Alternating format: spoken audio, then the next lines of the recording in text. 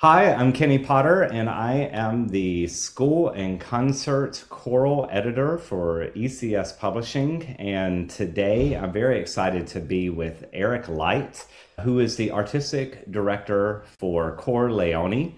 And we're going to talk about your career, Erick, for a little bit, but also with the exciting series that we have begun at ECS. And so, just a little bit about Erick. I actually saw Erick a long time ago as a member of Cantus. He was a founding member of Cantus. We'll call it a college a cappella boy band when the a cappella craze was just getting started. And what I remember from being at the Chicago convention in 99 is they separated themselves out because, yes, they did pop arrangements, but they also did choral music.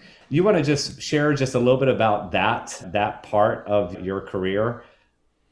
Well, Cantus was founded at St. Olaf College with a group of four friends over one lunchtime. We said, hey, we should sing next year together. And between bites of food, we said, yeah, that sounds like a great idea. And well, we actually did it. And there were actually already pop vocal ensembles on campus. This was at St. Olaf College. And we really wanted to dive into more classical stuff. But of course, being able to do everything that those voices could do. And so those were the very, very humble beginnings. And who knew that all these years later it would still be going? And it's going as a professional ensemble, one of the very few full-time professional ensembles in our country. And you have since transitioned to be artistic director for Chor Leoni. Will you just share just a few sentences or a few moments of Sure. what you do with Chor Yeah. Leoni? I'm in my 10th year with as artistic director of Chor Leoni, and it's grown into we think it's Canada's largest choral organization.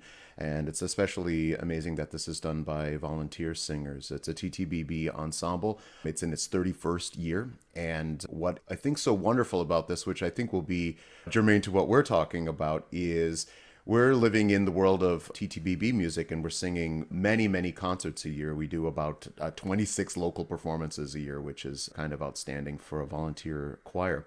But if you know anything about TTBB music, there is not as much of it as there is for our SATB and SS brothers and sisters. So we do so much commissioning, and we're in this really remarkable place where we're commissioning between 20 and 28 pieces every single season, which is pretty remarkable. And so I think that's allowing us a couple of things. One, it's allowing us to sing the music, the actual notes and the sounds of our time, but also sing about things that are going on in contemporary life, things that are a part of your life, my life, people's lives that maybe have no real connection to choral music. But it also just allows us to be able to then share this music in print with other people. That's awesome, and it's a fantastic group. And might I say, Corleone does a great job in the video work, and YouTube just produces really compelling videos of The your. channel's good. Check out the channel. It's a good channel. I'm proud of it. Good. So, well, you've talked about your mission in commissioning so many pieces, and that dovetails to our series. And will you just share a little bit more about what we're trying to do as a collaboration with ECS and you with your series? Yeah. What's been always interesting to me, I've been approached over the course of time from different publishers saying, hey, do you want to do a series for men's voices or TTBB voices or something like that? And I've always just kind of said no, just because I know that we're commissioning things that are not the easiest necessarily pieces out there for those voices. And there's just not as many TTBB voices. So going into a collaboration with a publisher, I wanted to have the ability to take the creative things that we were doing with Corleone and in my life as far as the composers that I'm working with and the wonderful world that I get to live in working with these creative talents, but take that and then also make the TTBB world that it's created in the core of that world, but also then allow it to expand outward. For how many other choral series do we have where it's done in the SATB version first, and then maybe, if we're lucky, as an afterthought, we get the SSA or TTBB versions of it. And so this is trying to turn that a little bit on its head. And I think that's I'm just really proud that a TTBB ensemble like this can be, an amateur one at that, can be the locus of this kind of creative output. And we hope that it becomes something that becomes vital for not just male choirs around the world, but also for everyone. No, absolutely. And one of the pieces that we're going to be featuring, and by the time this video comes out, it will be in past tense, it'll be out, is Star of Wonder. And that is in multiple voicings. Can you just share a little bit about this particular piece? Star of Wonder was written by Terry Roach of the famous sister group, The Roaches. And they'd collaborated with everybody from Robert Fripp from King Crimson to Paul Simon, and they've appeared on Saturday Night Live and had this amazing career. And they were this kind of group that you really couldn't put in any kind of box or genre. People called them sort of punk folk or whatever, who knows. But harmony singing was absolutely the core of what they did. Years ago, they were asked to, I think in the early 90s, asked to write or create a Christmas album. And they wanted, in addition to some of the known carols in vocal arrangements for them, they wanted some original work. And so Terry Roach of the Roaches created this, what I think is one of the great gems of vocal music for Christmas time of the last, I don't know, 50 years. There's this sort of tradition of these short little pieces that last 2.5 minutes or something like that, that are just absolute choral perfection at Christmas time. And I think this is one of them. The story behind it is quite amazing. It's her own lyrics. It is telling about a shepherdess who is out watching the sheep. They didn't say in the Bible what gender the shepherds were, which I absolutely adore. But the shepherdess is out watching the sheep, and there in the sky is a star. And that star, I think in the context of what Terry's writing about, can be both the Christmas star, but also it's that call away from this world into the next.